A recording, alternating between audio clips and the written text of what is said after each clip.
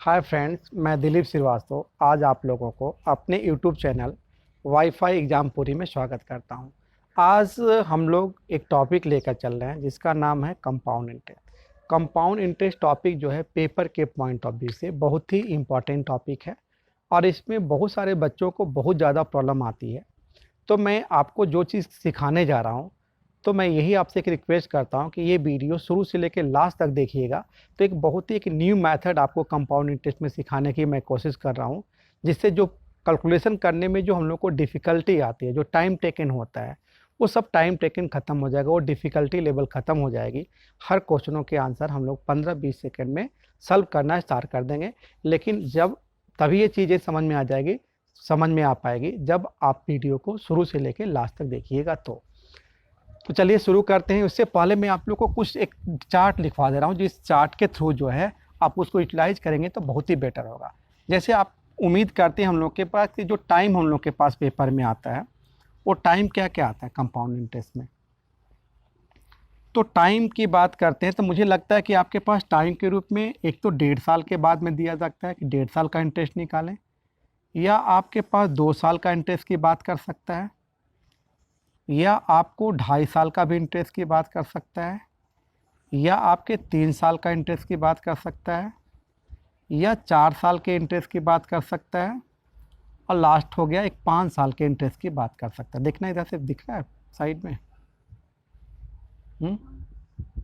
5 year के interest की बात कर सकता है।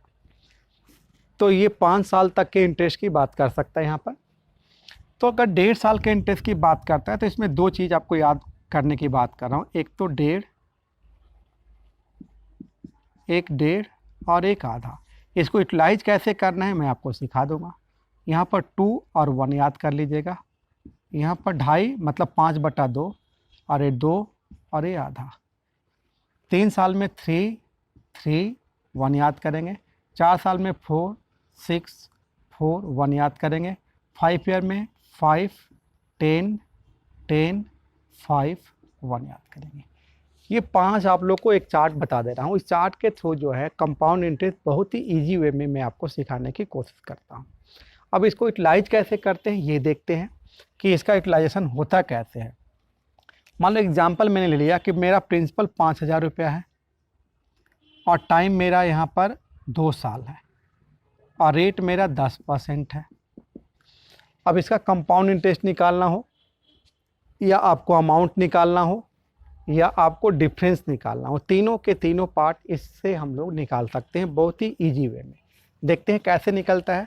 तो आपने 5,000 रुपया लिख दिया, 10% इंटरेस्ट लिख रहा था तो यहाँ पर 10% इंटरेस्ट लिख लो, या 10% का फ्रैक्शन वैल्यू क्या होती है 1/10 होती है। 10% को अगर फ्रैक्शन में कन्वर्ट करते हैं तो इसे 1/10 लिखते हैं। तो 1/10 भी लिख सकते हैं यहाँ पर, या 10%, जो भी आसान लगे आप वही करेंगे। तो इसकी वैल्यू 500 हो जाएगी। फिर 2 साल का टाइम में एक बार और निकालेंगे इसका 10%। अब इसका 10% मतलब 500 का 10% निकालेंगे तो 50 होगा। तो यहाँ पर 2 साल में टाइम क्या दिया था, टाइम 2 साल था, तो 2 साल में 2 और 1। तो पहले स्टेप में 2 का मल्टीप्लाई कर दिया, दूसरे स्टेप में 1 का मल्टीप्लाई कर दिया। ये हो गया 1000 और ये हो गया 50। तो दोनों को जोड़ दिया तो 1050 रुपया कंपाउंड इंटरेस्ट हो गया। तो इसका जो कंपाउंड इंटरेस्ट हो गया 1050 रुपया हो गया। पहला क्वेश्चन समझ में आ गया कि पहले 2 साल का अगर टाइम दिया हो तो 2 साल के टाइम ड्यूरेशन में हम लोग को करना क्या है, ये चार्ट को याद रखना है कि ये 2 है और ये 1 है। तो 2 और 1 का मतलब हुआ कि पहले 2 का मल्टीप्लाई कर दिया, फिर 1 का मल्टीप्लाई कर दिया। ठीक है। अब यहाँ पर अगर मान लो कि चलो दूसरा क्वेश्चन हम ले रहा हूँ, अब दूसरे क्वेश्चन को कैसे निकालेंगे। अगर डिफरेंस की बात करता कि डिफरेंस क्या होता सिंपल और कंपाउंड इंटरेस्ट में, तो ये जो पहला वाला छोड़कर जितने भी वैल्यू होती है उनको बोलते हैं डिफरेंस। अगर डिफरेंस की बात करते तो डिफरेंस बिटवीन कंपाउंड इंटरेस्ट और सिंपल इंटरेस्ट मतलब साधारण ब्याज और चक्रवृद्धि ब्याज में अंतर की बात करता तो ये 50 रुपया होता। दूसरा क्वेश्चन लेते हैं। एक मान लो कि प्रिंसिपल आपके पास दे दिया हुआ है 512000, टाइम दे दिया है 3 साल और रेट दे दिया है 12/1/2%। और आपको भी इसमें कंपाउंड इंटरेस्ट निकालना है कि इसका कंपाउंड इंटरेस्ट क्या होगा या इसका अमाउंट क्या होगा या इसका difference between simple and compound interest क्या होने वाला है। तो ये हम लोग 51200 ले लिया। अब 12.5% से आसान हम लोग को निकालना होगा। 12.5% का फ्रैक्शन अगर लिखते हैं तो इसका फ्रैक्शन 1/8 होता है। 12.5% का फ्रैक्शन क्या होता है? 1/8 होता है। तो 1/8 से इसका कैलकुलेशन करना बहुत ही आसान होगा, इसलिए हम लोग इसको 1/8 लेकर चलेंगे। 12.5% से भी निकल सकता है। तो यहाँ पर इसका 1/8 लिया तो 1/8 में का मल्टीप्लाई करेंगे तो 6400 होगा। कैसे ले होगा? 51200 में 8 से डिवाइड करेंगे तो ये 6400 आ जाएगा। तो इसका 1/8 की वैल्यू 6400 हो गई। फिर अब 6400 का 1/8 निकालेंगे। अब की बार 6400 का 1/8 निकालेंगे तो ये 800 रुपया हो जाएगा। और इस बार 800 का 1/8 निकालेंगे तो 100 रुपया हो जाएगा। ठीक है। तो 3 साल में क्या था? 3 साल में आपको सिस्टम मैंने सिखाया था कि 3 ईयर्स में 3 3 1 आएगा। तो यहाँ पर ये 3 हो गया, ये भी 3 हो गया और ये 1 हो गया। तो ये हो गया मल्टीप्लाई करने को 19,200 और ये हो गया 2400 रुपया और ये हो गया 100 रुपया। अगर कंपाउंड इंटरेस्ट की बात करते हैं तो पूरी वैल्यू को ऐड कर लेंगे। तो 19,000 और 2 21,000, 21,000 और 600 और एक 700, तो 21,700 आपका कंपाउंड इंटरेस्ट हो गया। मतलब 19,200, ये 2400 और प्लस 100, इन तीनों वैल्यूओं को जोड़ लिया। तो जोड़ने के बाद 21,700 आ गया। इसको हम लोग बोलेंगे कंपाउंड इंटरेस्ट। ये मेरा क्या बना? एक कंपाउंड इंटरेस्ट बना। तो एक कंपाउंड इंटरेस्ट की वैल्यू जो बनी 21,700 बनी। अगर सिंपल और कंपाउंड इंटरेस्ट में अंतर आपको चाहिए कि साधारण ब्याज और चक्रवृद्धि ब्याज में अंतर क्या था, तो इन दोनों को जोड़ेंगे केवल, बस पहले वाले को छोड़ देंगे। तो इन दोनों को जोड़ेंगे मतलब 2400 प्लस एक 2500 रुपया अंतर के रूप में काउंट किया जाएगा साधारण और चक्रवृद्धि ब्याज का, अगर आपसे पूछा जाए तो। एक क्वेश्चन और लेते हैं, तीसरा नंबर क्वेश्चन लेते हैं। तीसरा नंबर क्वेश्चन लेते हैं कि 21600 मेरा है और टाइम है मेरा 2.5 साल और रेट मेरा है आपका 16 सही 2/3%। तो रेट है 16 सही 2/3%, प्रिंसिपल है 21,600 और टाइम है 2.5 साल। अब इसका निकालना है कि कंपाउंड इंटरेस्ट क्या होगा, मतलब चक्रवृद्धि ब्याज क्या होगा। तो 21,600 लिखेंगे। बहुत ही ध्यान से देखते जाइए, बहुत ही आसान चीज़ें हैं। अब 16 सही 2/3% का फ्रैक्शन आप जानते होंगे कि 16 सही 2/3% का मतलब 50/3 हुआ और इसको 1/100 से मल्टीप्लाई कर दिया, मतलब 1/6 हो गया। बहुत सारे बच्चों को याद भी होगा कि 16 सही 2/3% का फ्रैक्शन क्या होता है, तो 1/6 होता है। तो इसको 1/6 लिख दिया मैंने। अब इसका 1/6 निकालेंगे तो 3600 आ जाएगा, मतलब 21,600 में 1/6 से मल्टीप्लाई करते हैं तो ये 3600 बन जाता है। उसी प्रकार दूसरे बात करते हैं कि इसका 1/6 निकालते हैं तो 600 बन जाता है और फिर इसका 1/6 निकालते हैं तो 100 बन जाता है। आप यहाँ पर देखते थे कि टाइम की जो वैल्यू दी गई है, टाइम की वैल्यू 2.5 साल है, तो तो यहाँ पर आपको 2.5 साल में ये वैल्यू 2.5 है और ये 2 है और ये आधा है। तो 2.5 का मतलब हो गया 5/2 और यहाँ पर 2 हो गया और यहाँ पर आधा हो गया।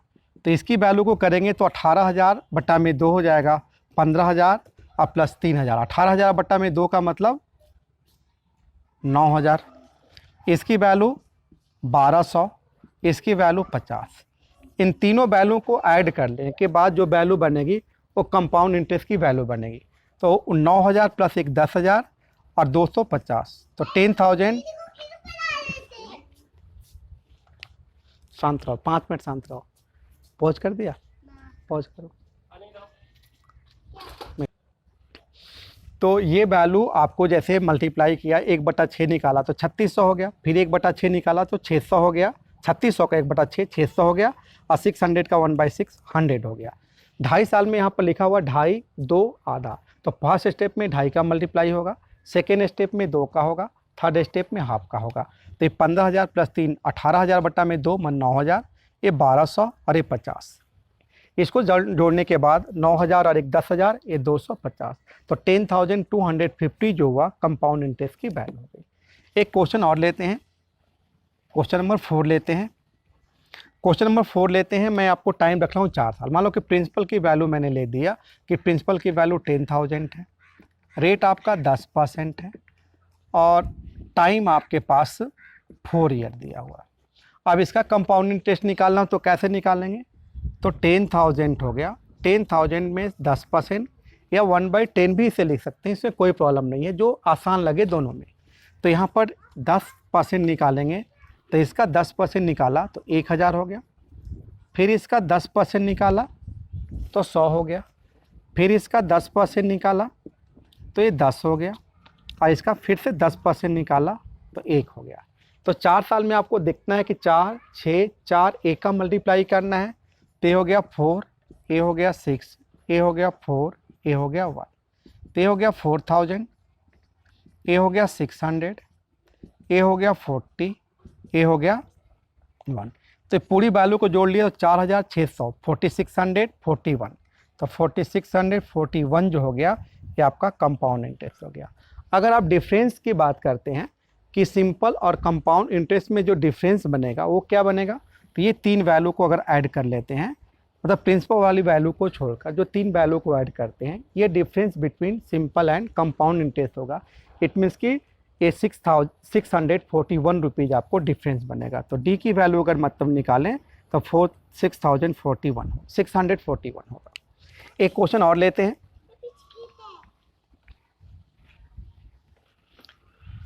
नेक्स्ट क्वेश्चन लेते हैं कि एक प्रिंसिपल मैंने ले लिया, मान लो कि ये आपके पास 10,000 ही प्रिंसिपल है और टाइम आपका है इसमें 5 ईयर और रेट है आपके 10%। अब इसमें 5 साल का होगा तो भी वही काम करेंगे कि पहले 10,000 का 10% निकालेंगे, 1,000 होगा, फिर 10% निकालेंगे तो 100 होगा, फिर 10% निकालेंगे तो 10 होगा, फिर 10% निकालेंगे 1 होगा, फिर 10% निकालेंगे तो 0.1 होगा। अब यहाँ पर 5 ईयर में क्या है, 5, 10, 5, 5, 1 है, तो यहाँ पर हम लोग का मल्टीप्लाई होगा 5 का, यहाँ पर 10 का, यहाँ पर 10 का, यहाँ पर 5 का और यहाँ पर 1 का। तो ये हो गया 5,000, ये हो गया 1,000, ये हो गया 100, ये हो गया 5, ये हो गया आपके पास 0.1। ये सभी वैल्यू को ऐड कर दिया तो कंपाउंड इंटरेस्ट मिल गया। तो 5,000 और 1,000, 6,000 और 150, तो इससे बोल सकते हैं 6,150 पॉइंट, अच्छा 6,150.1, ये वैल्यू आपको कंपाउंड इंटरेस्ट की वैल्यू आ गई। तो हम लोग इस मेथड के थ्रू ये देखते हैं कि कंपाउंड इंटरेस्ट निकालना बहुत ही आसानी है। तो अगले वीडियो में आप लोगों को कंपाउंड इंटरेस्ट के साथ डिफरेंस निकालने सिखा दूंगा, फिर अमाउंट निकालने सिखा दूंगा कि अमाउंट कैसे निकालते हैं। मतलब ये जो ग्राफ मैंने ये आपका टेबल बताया हूँ, आप लोग को करना क्या है कि इस टेबल को याद रखना है और इस टेबल को याद रखकर हर तरह के क्वेश्चनों को इसको अप्लाई करना सिखा दूंगा। तो टोटल 4 वीडियो मेरी बनेगी जो कि कंपाउंड इंटरेस्ट रिलेटेड होगी। तो अगले वीडियो में कंपाउंड इंटरेस्ट पार्ट 2 स्टार्ट करेंगे। तो ये कंपाउंड इंटरेस्ट पार्ट 1 था, अगले वीडियो में कंपाउंड इंटरेस्ट पार्ट 2 स्टार्ट करते हैं।